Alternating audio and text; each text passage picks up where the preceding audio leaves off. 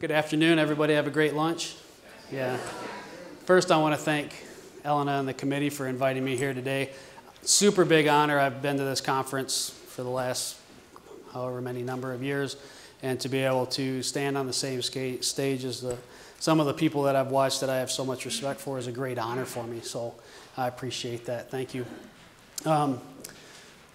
Make sure I know what I'm doing here. No, that's the wrong way. Okay.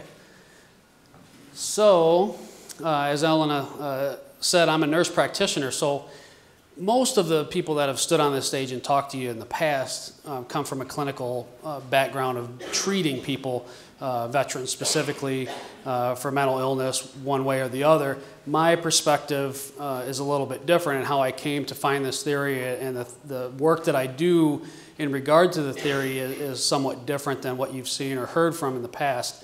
As a nurse practitioner, I work in emergency departments, it's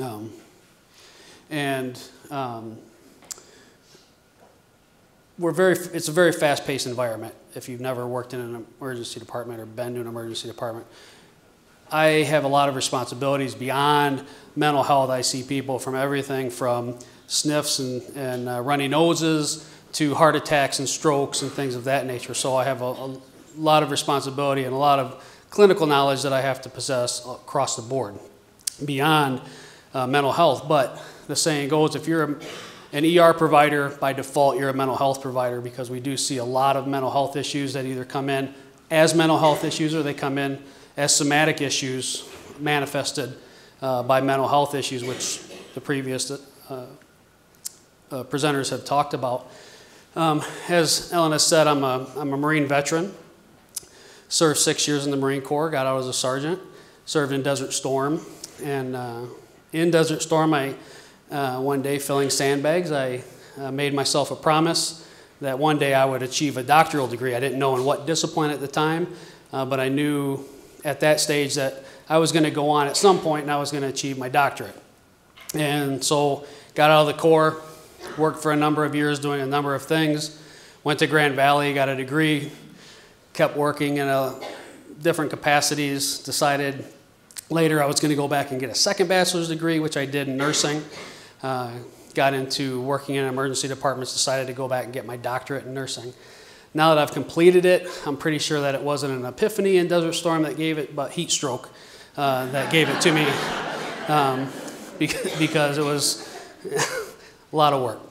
But at any rate, so part of the doctoral process of becoming a doctor of nursing practice is we pick something that we perceive as a problem in healthcare, and we try to change it through evidence-based care.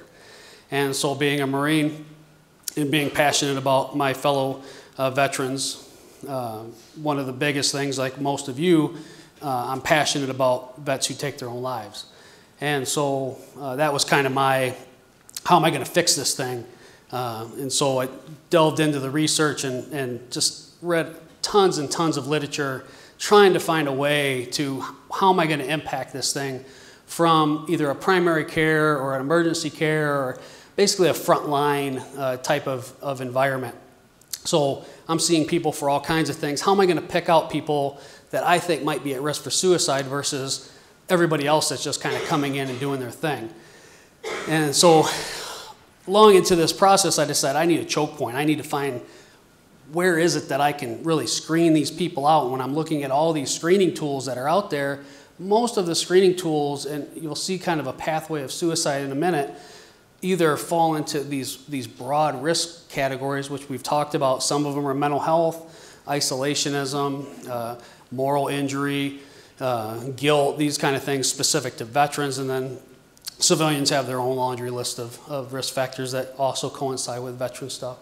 And so it's impossible from my standpoint. I have very short time, right?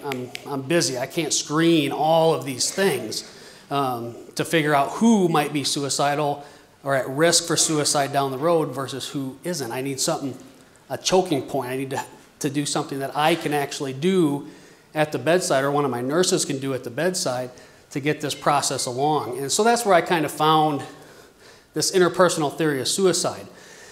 Now, before I get going talking about suicide, in this process, I found and interviewed survivors of suicide, family members of suicide, veteran suicide. One of them is a young lady named Angie McDaniel. Her brother Michael is a Marine veteran who passed away from suicide a number of years ago. And when I come up and I give talks on suicide every once in a while, and so I made a promise to her a long time ago that I would keep Michael's memory alive, and so I have a video that I show. It's a 3-minute video.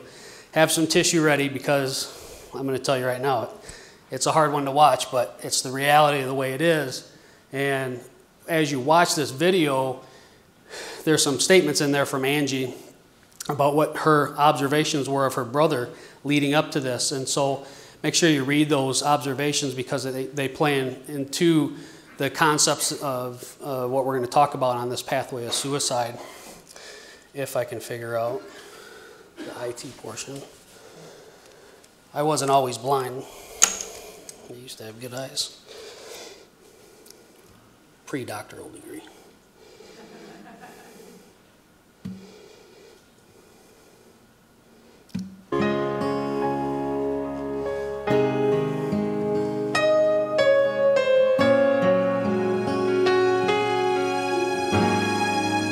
The road is long,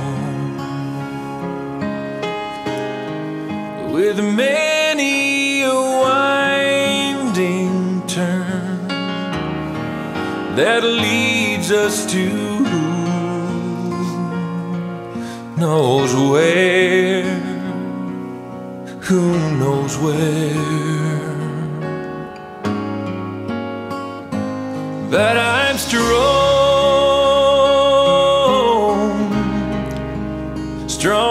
enough to carry him. He ain't heavy, he's my brother. So on we go.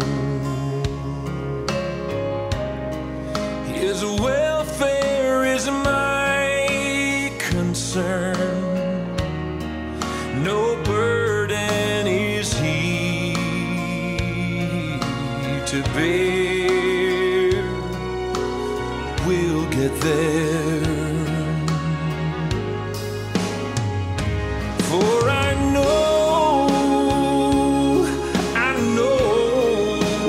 he would not encumber me. He ain't heavy, he's my brother. Oh, and if I'm laden at all, I'm laden with sadness that everyone's heart isn't filled with the gladness of a love, sweet love for one another. It's a long, long road from which there is no return. While we're on our way to there, why not share? And the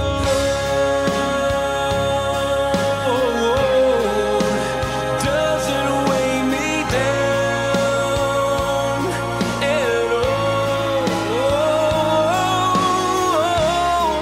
He ain't heavy,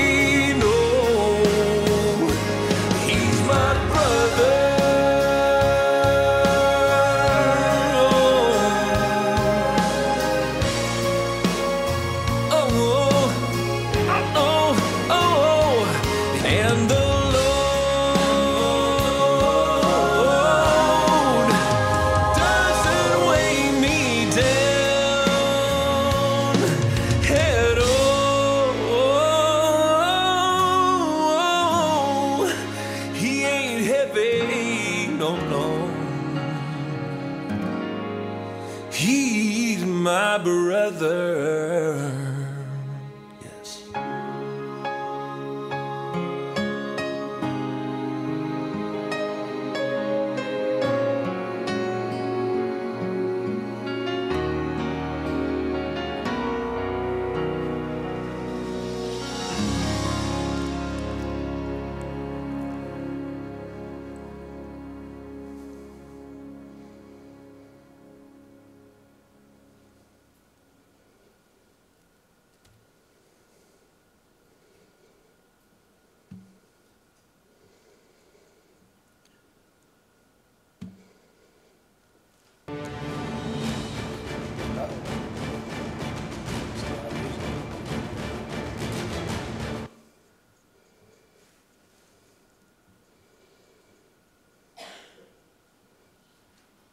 All right, how do I get this thing to just show this stupid slide? Anybody? Bueller? From current slide? There you go. All right. So pretty powerful, right? And how I came to know Michael is before I became a nurse practitioner, before I moved to the Upper Peninsula to do that, I worked here at Spectrum Health as a nurse in emergency at Butterworth. And I just happened to be the trauma nurse when Michael came through. And so, still a hard video for me to watch, but you get the point. So I'm not going to delve a ton into the numbers. You guys have heard them. You've been beaten to death on them. The 22, which is kind of the mantra that we use, nobody really thinks that's all that accurate. Some people think it's too low. Some people think it's too high. The actual estimate comes from a 2012 study by the VA that only took into account a fraction of veterans. Actually, in the states that were included, only 23% of the suicides, or 23% of them were excluded because veteran status wasn't known. And so the actual data is only based on 77% of the known suicide in only 40% of the population of the United States. So it excluded some of the big states. Texas wasn't involved, California wasn't involved. Some of the newer data, they think based on the data it's around 20, but suicide's a tough one to kind of get a handle on because, you know, if you have a car crash, someone drives their car into a tree that was drinking and they were a veteran, is it a pure accident or was that an actual, you know, were they suicidal? So there's a lot of things that are kind of missed probably on the upside of the things. Kind of what some of the presenters talked about earlier, which is an interesting statistic, is we see most veterans that take their own lives are older, 50 years old. So we're seeing kind of this influx of Vietnam veterans, and we saw influx of World War II veterans come in later in life, and there's different theories abounding why that is. Some of it is, you know, they're so occupied when they get out of the service with family and jobs and things. It's not until kids move out and they kind of settle down that things kind of start to spark up. Most veterans that take their own lives were never deployed, and even less of them saw combat. Which you would kind of expect. Enlisted Marines or enlisted personnel are about twice white and married, highest risk, and the highest risk factor is about 3 years after separation. And then our Lady Marines, while they don't harm themselves at the rate of the male Marines, they're still harming themselves at a much higher rate than their civilian counterparts. So from my standpoint, if a veteran's at risk, they go in to see their healthcare provider, they should be identified, right? Somehow, some way, we should know that this veteran is at risk for taking their own lives, right? We can ask, what can we ask? Do you want to harm yourself? Do you have a plan to do so? That takes into account a very small fraction, and I'll talk a little bit about some studies that were done on screening for suicide. But the pathway to suicide is long. You know, you've got what we've talked about before, some of these distal risk factors, which is one of the 20 broad categories that we talk about is mental illness. And within that mental illness, one category, of course, you got PTS, you've got depression, bipolar, schizophrenia, social anxiety disorder. You've got a long list of mental illnesses that can fall into these categories. And it's impossible, like I just talked about a little bit ago, you cannot screen all of those things in a 15-minute appointment. It just can't be done. So when we look at people that have committed suicide, a vast majority of them will present to a care provider, whether it's primary care, emergency, a mental health provider, in the year before they harm themselves. And so Dennison did a look at, from Oregon in 2010, looked at some veterans, 112 veterans who had taken their own lives in a 5-year span, excuse me, and found that in the year prior to their death, 54% had been seen by mental health, 71 by their primary care, and 62 had at least one visit to the emergency room. 61 had, or 54% of them had contact with the VA within 30 days of their death, and the median number to contact was 42 days. This is kind of the interesting one. Of those people, only 18, so 16%, were assessed for suicide in their last visit. And of those that were assessed, only 13, or 72%, I'm sorry, screened negatively. So the vast majority of them screened as no risk for suicide whatsoever in their last visit. Yet, within the mean of 42 days, they took their own lives. So we have a problem, right? The VA has fixed, that data was from 2000. Every veteran now, if you go to the VA, every veteran is screened for suicide in one shape or form. And they made that push over the last several years. The problem is our screening for suicide at primary care or other levels is horrible. We just don't have the tools to do it. We do depression screening, we do PTS screening, but suicide screening, as we'll talk about, is way on the far end of the spectrum. And we do, the big questions are, do you have a plan to harm yourself? Are you going to harm yourself? Are you going to kill somebody else? Those kind of questions. So trying to understand suicide from my perspective as I got kind of going into this thing was the big problem, and I had to search, like I said, for that choke point. And so it's a very, very complex problem, as any of you that work with suicide or even think about suicide know. There's 20 or more broad categories of risk factors. One of those is mental illness, family history, chronic pain, childhood trauma, isolationism. The list goes on and on. All of these things are distal risk factors for suicidality. There's different stages of suicide. There's passive suicidal ideation, suicidal desire, and suicidal intent. Passive suicidal ideation, like it says, it's just basically, you hear people all the time, I wish I was dead, I wish, I'd never been born, kind of, they're having a bad day.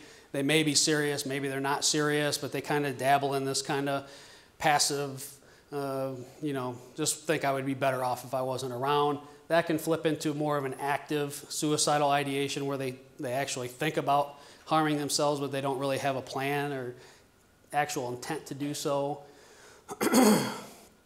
So that's suicidal desire, when they actually, just like it says, they want to harm themselves, but now still don't really have a plan. They just know that they don't want to be around any longer. And then suicidal intent is when they actually come up with a plan to do so, whether it's firearms or hanging or poisoning or drugs or whatever they're going to do. So the interpersonal theory of suicide is a great tool. It's not the only tool. There's other theories that make sense out there. This is the one that really spoke to me when I was looking at ways to find a choke point. The interpersonal theory of suicide, it talks a lot about the things that we've already talked about, interpersonal things like guilt and belongingness and perceived burdensomeness and hopelessness. So the big thing, the causal pathway, this is really the crux of the theory. Over on this side, beyond this, is you'd have these 20 risk factors over here, the broad risk factors, and they would load in some way, shape, or form onto these sub-constructs of the two major constructs. The big constructs are thwarted belongingness, which is basically people, don't think that they belong to any particular group or category, and then perceived burdensomeness, they feel like they are a burden to society, they feel like they're a burden to their family or something else. In order for them to pass all the way through, they have to have hopelessness that situation is never going to change, and then they develop their desire to harm themselves, and then over here, they go from suicidal ideation to actually harming themselves, and that's this third construct, which is acquired capability, which really, Dr. Beckner talked about it briefly in his first talk, which is human beings have an inherent desire not to harm themselves. And I'm not going to read these for you because you guys can read. But third and belongingness, perceived burdensomeness, they're pretty self-explanatory. This slide basically shows the different ways that distal risk factors can load onto this construct, like childhood abuse and family, how they eventually load on the thwarted belongingness. You can look at the slide if you want, if you guys want to know exactly how those things happen. And you're always welcome. My dissertation's online, and there's a huge 50-page lit review if you want to read that to talk about some of the studies that we'll talk about. Same thing with perceived burdensomeness. Different ways that the constructs load up. And so one thing that we know about suicide is that the prevalence of people who talk about wanting to harm themselves is much greater than the prevalence of people that actually harm themselves. And that's where we talk about this evolutionary safety mechanism where people have to overcome that, which is the human desire to live. And that's this excuse me, construct of acquired capability of suicide. This really, when I looked at it, I thought, okay, you think, why are veterans passing through this pathway, so easily? Why are our numbers so much higher than, Joe Blow on the street? Is it because we actually have this much more baggage on the left side of the chart, or is it because we can pass through this thing like nobody's business and actually go to the final end? And that's kind of where my thought is a combination of the two things. We do have issues from combat. We have issues just from transitioning. We've talked about already, it's hard, even if you didn't see combat, it's hard to transition to civilian life. Going from a disciplined lifestyle and then interacting with civilians is tough. I had a heck of a time going from a Marine sergeant to starting my freshman year at Grant Valley. I wanted to...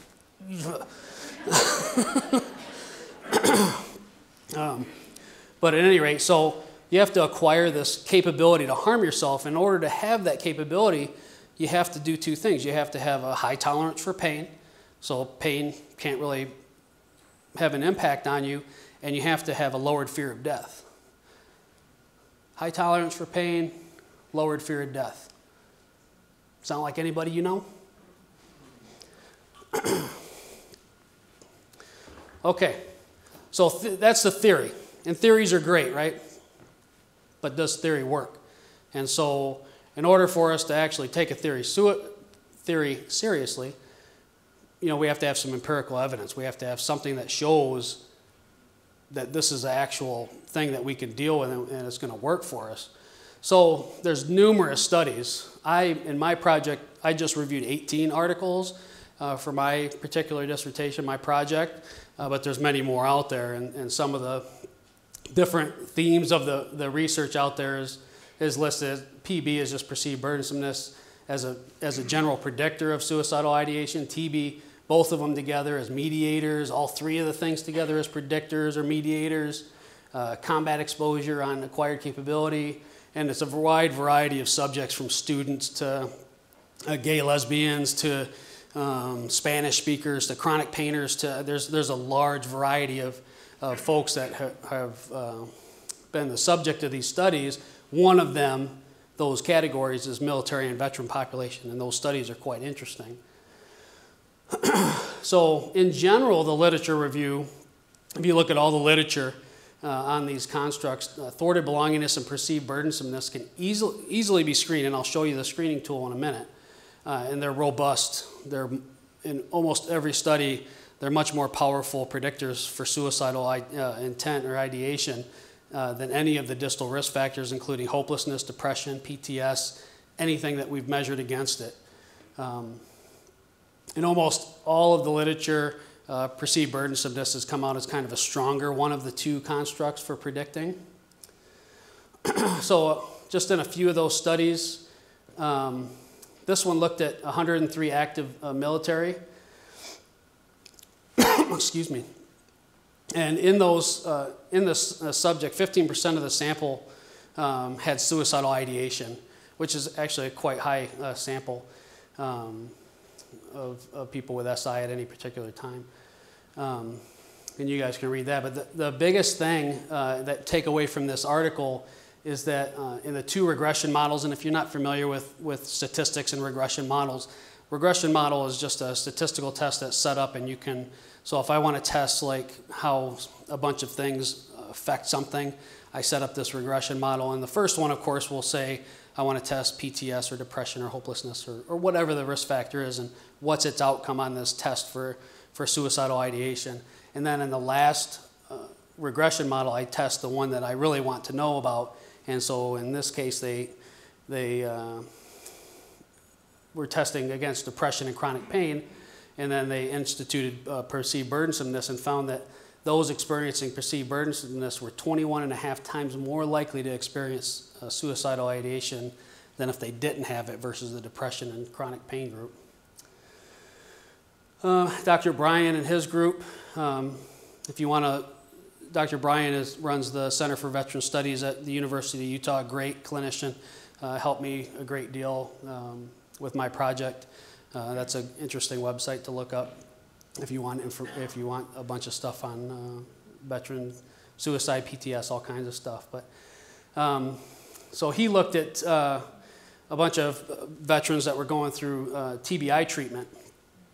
And in this sample, even higher sample was reporting some level of suicide risk, 22.5 almost. And so everything was correlated. So if we just look at any one of these things, so if we say look at depression and does it correlate with suicidal intent, just look at PTS, does it correlate? They're all correlated when you don't consider them all together.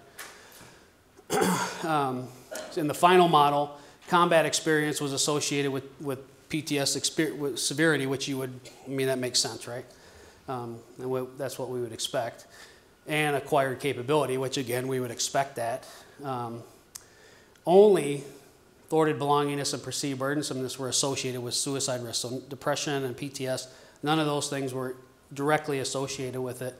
Instead, they were mediated by, so the people, they still had suicide risk. PTS loaded onto depression. Depression loaded onto the two constructs of thwarted belongingness and perceived burdensomeness, but only those two constructs were predictive of suicidal risk in this sample. So kind of an interesting.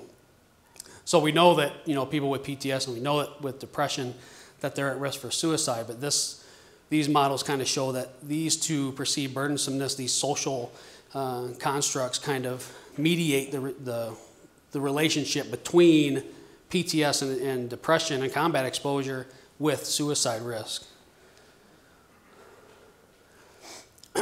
This is kind of an interesting study. So Dr. Van Orden was one of the authors of the theory of the interpersonal theory of suicide.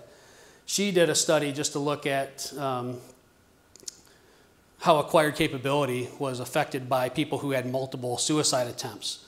And so one of the premises of the theory is when you look at people who commit or attempt to commit suicide, their lethality of action gets a little bit more and a little bit more over time. So they come in one day and they've kind of scratched their wrist, and then they come in, you see them again and they have a deeper cut, and then you see them again and it's deeper, and then so on and so forth until they build up enough acquired capability to overcome that mechanism to where they can actually take their own life. So the study shows that the more times someone attempts suicide, the higher their acquired capability to do so. Dr. Bryan did a follow-up study in looking at 88 active duty military personnel with no prior suicidal attempts at all. And then he measured acquired capability and found that all of these veterans, or active military at the time, they all had a higher acquired capability score than even the highest score for people who had had multiple attempts. And so veterans and military personnel right out of the gate have this lack of this checkpoint, this safety mechanism that nature put in there for us. And so again, that's one of those things that we think is kind of one of the reasons why they rapidly pass through that pathway. And the study was actually done on 88 enlisted Air Force personnel after their basic training. Imagine what would have happened if they did it on actual military personnel.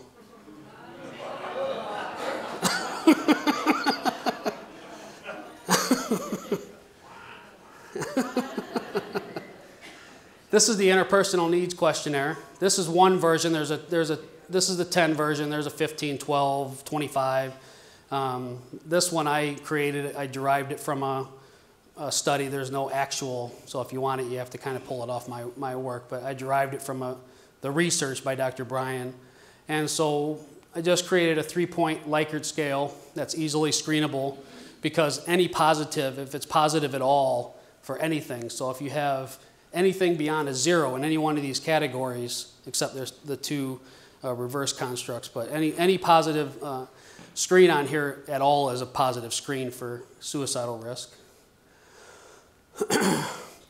Dr. Bryan did a study on and this is on military personnel, veterans actually.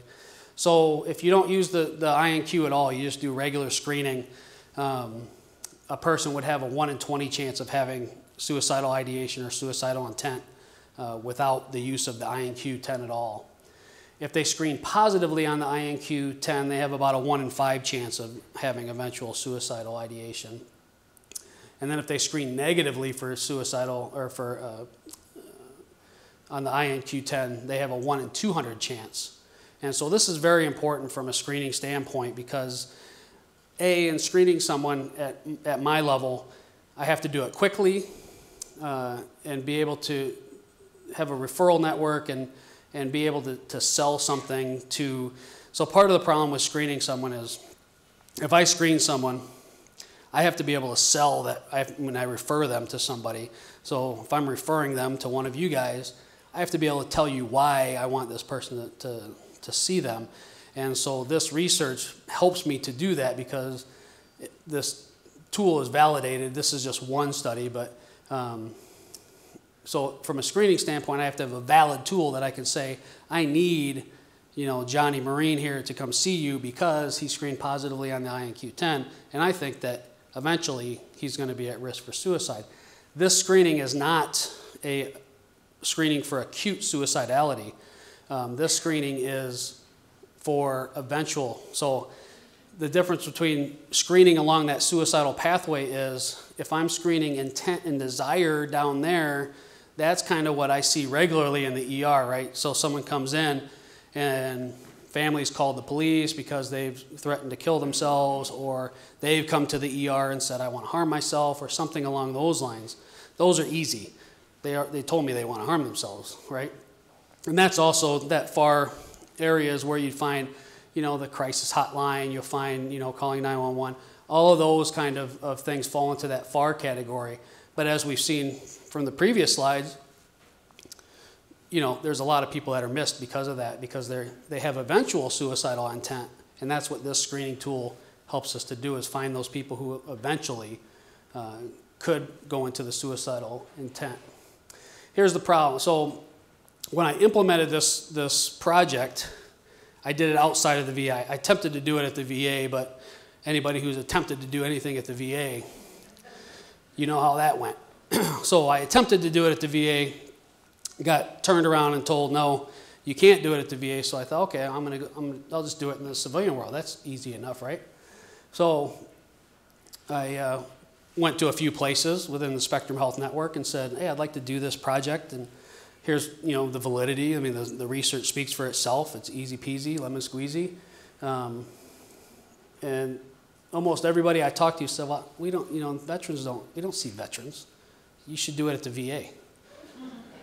I said, well, you do see veterans. I mean, only 24% of veterans go to the VA. Of those 24%, only about 7% exclusively go to the VA. The rest of them are dual, so they may go to the may go to the VA for some things, and they may see a civilian provider for other things. Almost 100% here, we don't have a VA emergency room here. So 100% of veterans who have an emergency go to our emergency departments here. Same thing in Iron Mountain. I have a VA facility less than a half mile from the hospital I work with. We see a ton of veterans come through our door.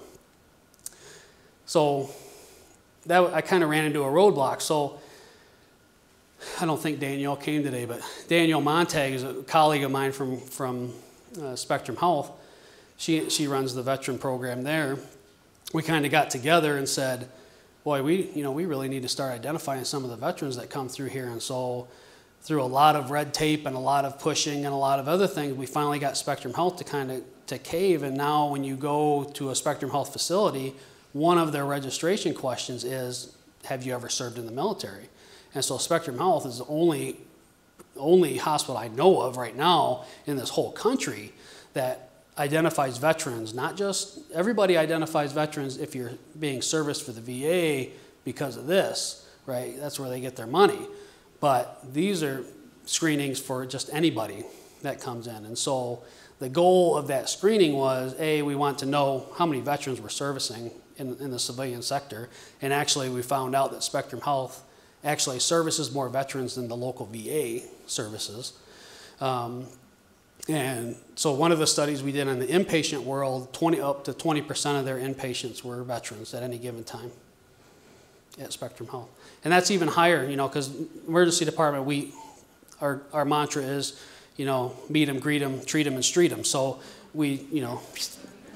so they're in and out, but it's a veteran in and out. And so from a screening standpoint, we're seeing a ton of veterans. And so once I had that data, I finally got some place to say, okay, yeah, I think, you're seeing enough veterans. And so they agreed to kind of do the project that we did, which was the INQ. But from the INQ, from that project, it became extremely obvious that, putting this INQ into place is way beyond where the system is even capable of doing, because I have to be able to screen someone, then I have to be able to refer them to my social worker, boom,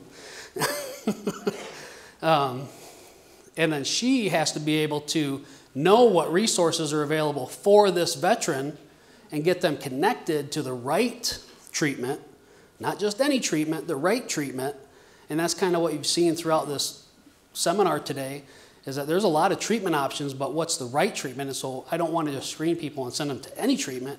I want to screen them and send them to the right treatment. And so the system's just not in play. So it's a work in progress. So what I did was I developed this VetNet instead. So the Veteran Emergency Treatment Network is an ER-based treatment network where we identify, and we've got that piece in place at Spectrum. We identify them coming in the door. The piece that's in development is the Veterans Unmet Needs Questionnaire for now. And that just, basically you come in as a veteran and we screen you for, just like it says, unmet needs. Do you have financial needs, housing needs, healthcare needs, educational, any need can fall on, disability needs. Do you need a ramp put into your house? Do you need, handicap access? What do you need? And then from that point, we kind of linked into our 1-800-MISH-VET and the West Michigan Veterans Coalition, and they offer a 24-hour service. So it's easy referral. You call that number, they take it from there, and they'll follow that veteran from that point on until they get the problem resolved. And so that piece of the system is in place, and kind of we're ramping that thing up. And we have, towards the end of my tour at Butterworth, so I just happened to be on duty one day.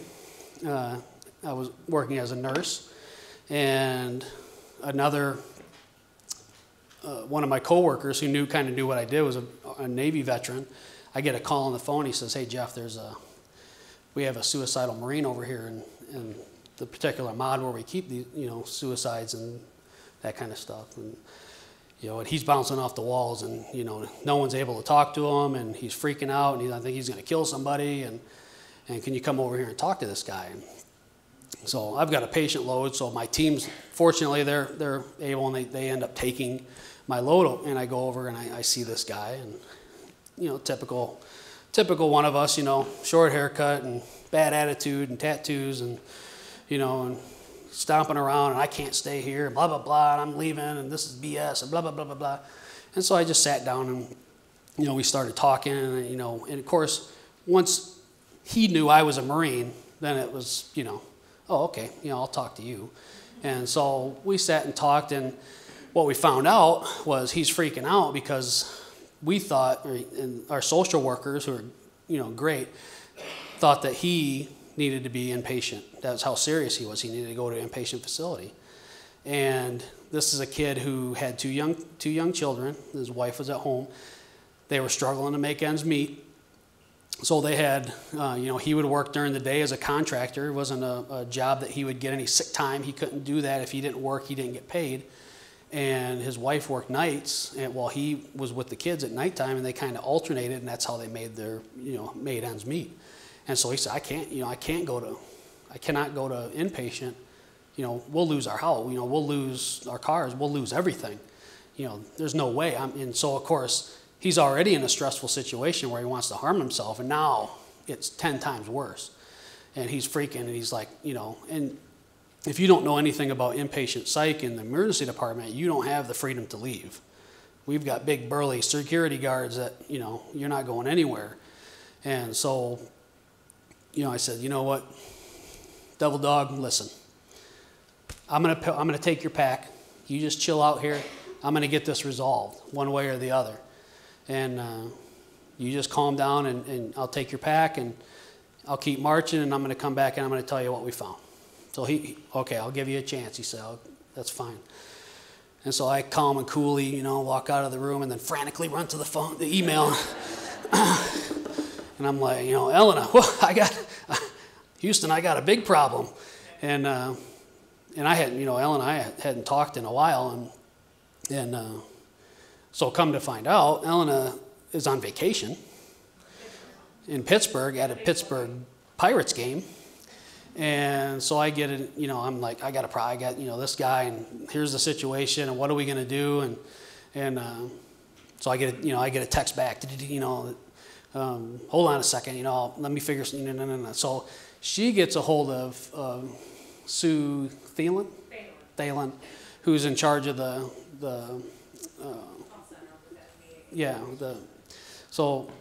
says, you know, Susan's going to call you, or no, you give Susan a call and see what she can do. So long story, you know, I'm talking to all these people, and she's texting me all, what's going on? And so push came, so. We connected with Kent County Veteran Services, which we were able to take on Help the Family, address some of the bills that they were dealing with that was very overwhelming. Suzanne, they were also going to get foreclosed on within their home, so we were able to bring the state in, right, like this is all within about 10, 15 minutes of me watching this game. And it was like, and my husband's like, what are you doing on the phone? And this is 9:30 at night as well. This isn't office hours. This is 9:30 at night. What are you doing on the phone? I'm like, just let me be. And then so we're exchanging. I'm like, hey, I think everything's cool, because then we all connected. I think by the next day, everything was set. But in a matter of 10 minutes, I sat there with a huge grin on my face. It was like, I think we just solved that problem. What we did was come together to better serve that person that needed that help, to stop, you know, what was going to happen. Inpatient, let's not think about it until they're inpatient, until they can get that assessment. Instead, we slowed it down. We were able to get all those right resources there in place. So it was essentially, we helped that family get through that emergency situation. So. And literally, Brandy, when she drove over there. Oh, it's Carrie. Oh, Carrie, yeah. She drove over there, picked the wife up and the kids, took them to the store, got them groceries, took them to a dollar store and got the kids squirt guns or something. And so at any rate, so I mean, it was just a miraculous. It was probably one of the greatest stories as a nurse I have. And I've got a lot of stories. But the other thing was, so, you know, this all transpires in the matter of like 10 minutes. I mean, it was like, boom, we had it done. And so I went back in the room and sat down with this guy, and I said, listen, here's what's going to happen. Here's what we just did. And I mean, this is a tough, bad A Marine, right? Tears are just rolling down his face, and he grabs me and he's hugging me, and I mean, just unbelievable experience. And I mean, that's the potential that we have. And so right now, the way it's designed is you got to have somebody there that know, like me. So I'm not there anymore. So it's developing a system and not just having a few players in place. We have to have a system where we can accomplish this, and it doesn't matter who's at the bedside. And so that's what VetNet is, and that's what we're going. And then eventually, once that system gets in place, then I'll bring forward the INQ, and we'll bring forward other initiatives. But we just don't have, when you look at trying to solve these problems, it becomes more than just picking out who we think is at suicide risk. It's a huge network issue, and getting people where they need to be and having systems in place. And so that's kind of what, as a DNP, as a doctor of nursing practice, is kind of what I do and I'm doing. Unfortunately, I don't get paid to do that, so I still have to, function in my job, working 12-hour shifts doing ER stuff, and then try and do this stuff on the side. So it's a slower process than I would like, but that's just the reality of life. I have kids to feed and me to feed and that kind of stuff. But so that's where we're going with this thing, and so I'm pretty excited about it. But thank you, and I appreciate you guys, your attention, and if there's any questions, I'll be happy to answer them for you. Does anyone have any questions? Yes, sir. Thank you very much for not only the presentation but the story. A couple of questions.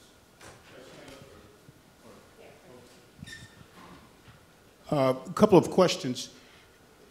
I don't know if you presented, I didn't see it, but is there a comparison of the rate of suicide for military and veterans versus the general population?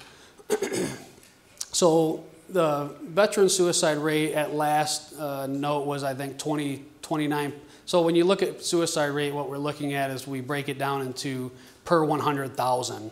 As that way we can take, because obviously the veteran population is much smaller than general population, so that's kind of the metric that we use. So the veteran at last note was 29.5 per 100,000, and the civilian rate was about 12.3 per 100,000. Now that varies, of course, that's nationally, and it's different in every state and every region and up and down, but that was the last numbers that I saw, and it was maybe 2 weeks ago when I was actually reading an article about physicians having almost the same rate of suicide as veterans. They're a little bit lower, but Thank you. And did you notice a difference in the? I think you mentioned I think it was the predictors of suicide for veterans. Is that different from in the general population, the predictors of suicide? Well, no. So when you look at what would be your left side of the screen, the distal risk factors are the same to a point. Obviously, civilians don't have combat exposure or those kind of things.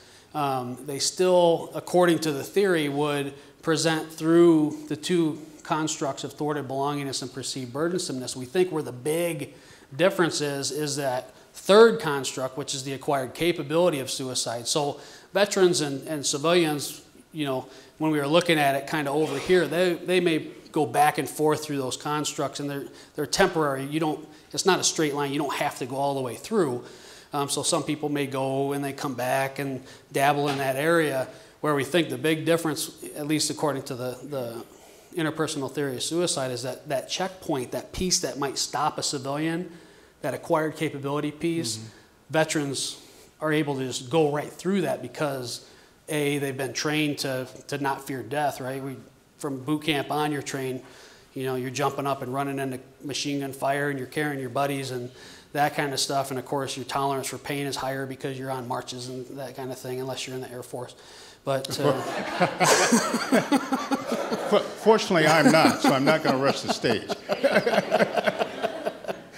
So that's the big difference. So over here, you know, we have our own set of things, you know, the PTS and that kind of stuff and combat exposure, but civilians have their own own things as well. And so that's why we see, you know, otherwise if they didn't, we'd have a 0 rate for civilians versus, you know, us. We think the reason that they complete the deal is because of that third construct, that acquired capability or lack thereof. Okay, thank you, sir. You're welcome.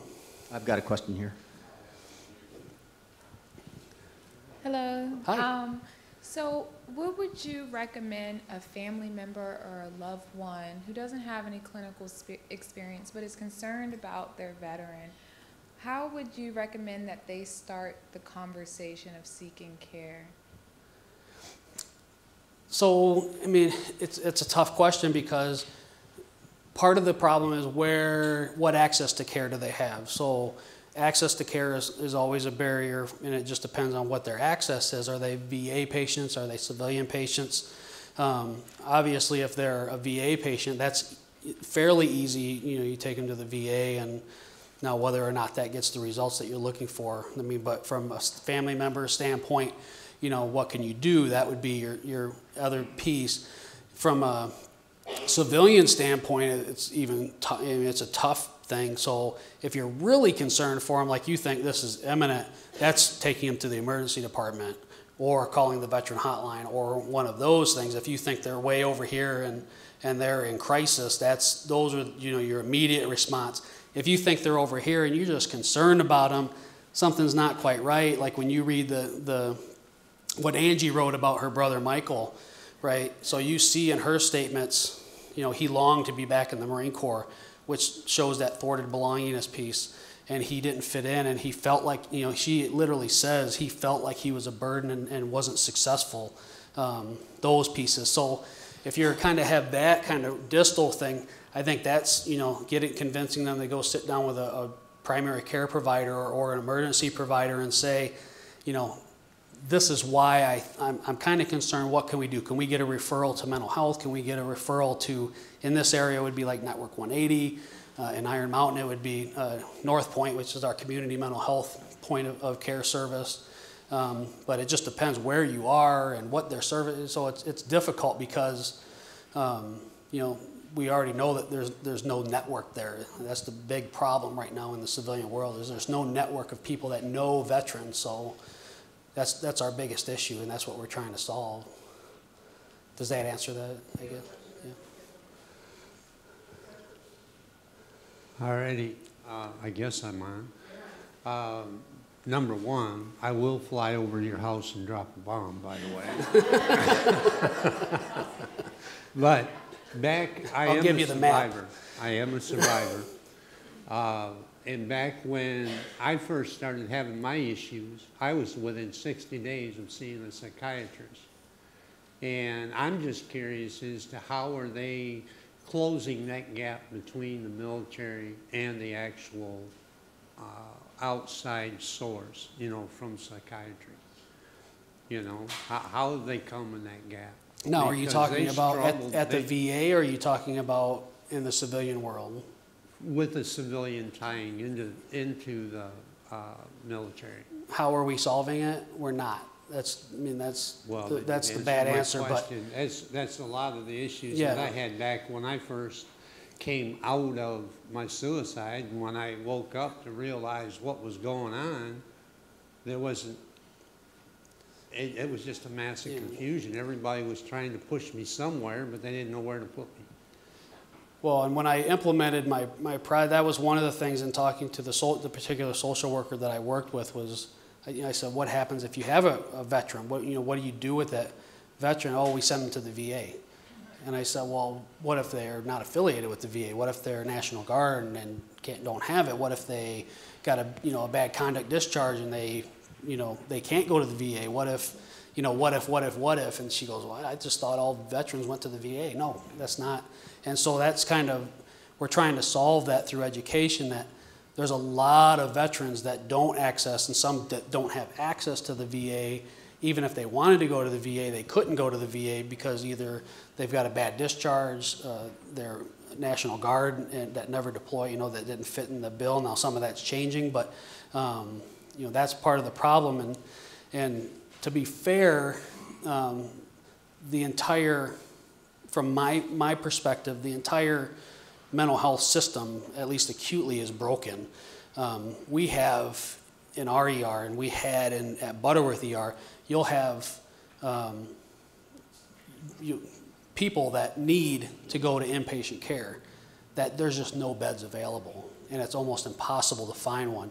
And then if they have a medical issue on top of their mental issue, finding one that will take them if they've got chest pain, or they've got, you know, diabetes, or they've got something else going on. I mean, that is even harder because there's very, very few medical psych beds available. And so these social workers are going out of their, you know, no pun intended, they're going out of their minds, trying to place these folks in these non-existent beds to get them in the acute care that they need. And so a lot of them are being discharged to the community to get community follow-up when they really probably should be being seen in acute care, and we don't have the resources to do it. And so the whole system is bogged down right now. And so it's not just veteran issues, it's mental health on the whole. From an acute, you know, from an acute suicidality standpoint, we just don't have beds. Particularly, I mean, we're sending from, you know, if you're not familiar with Iron Mountain, I'm up in the UP, just about an hour and a half north of Green Bay. So when we send someone, now first they have to look in Michigan, right, because of insurance. And then if they say, well, there's nothing in Michigan, we're going to cross the state line, then it's a whole different ballgame because insurances and crossing state lines and blah, blah, blah. And so we have people in our ER for like 2 or 3 days because we just can't place them anywhere, and we can't discharge them to home because they're at risk. And so they either get put up into the hospital to sit there while someone tries to figure this out, or they sit in our ER, take up one of our beds for 2 or 3 days. So the whole system is just is broken. And you guys that work in the social work can attest to the broken system as much as I can. So in the long answer to that question is nothing is being done, unfortunately. Awesome. Thank you. All right. Thank Thanks, you. guys. Huh?